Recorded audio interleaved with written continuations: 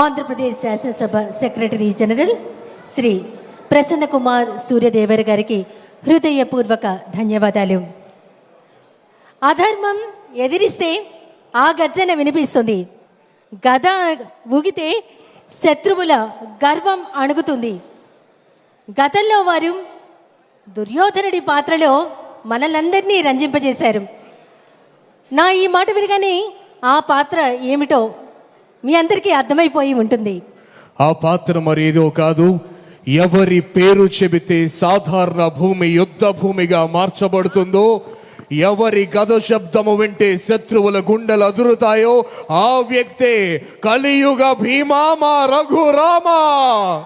ఆర్ఆర్ఆర్గా మనందరికీ సుపరిచితులు విచ్చేశారు భీముని పాత్రలో.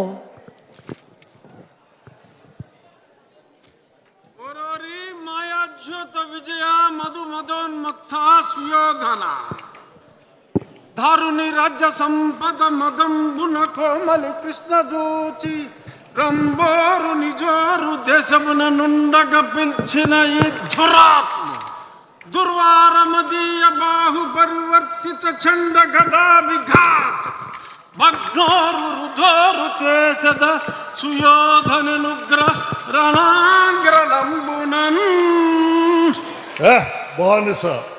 బానిసలకంత అహంభావమా? నీ కనుల ముందే నీ భార్యను బలాత్కరించదా? దుశ్శాసన, ఈడ్చుకురా బంధకిని, ద్రౌపదిని ఈడ్చుకురా. ఏ దుశ్శాసన, గురురుద్ధ బాంధవులనే చూచుచుండ మధో గురుడై ద్రౌపదినిట్లు చేసిన కలం దుశ్శాసనం. లోక భీకర లీలను వధించి తద్విపుల వక్షస్థైల రక్తముర్వీపతి చూచుచుండ అని ఆస్వాదించదన్ జాగృతి. ఇంకొక మాట, నా జన్మదినము నాడు నన్ను కారాగారములో బంధించిన ఈ అభినవ దుర్యోధన దుశ్శాసన కీచకులను ఈ శ్రీకృష్ణుని అండతో ఆ నికృష్టులను పరిమార్చద.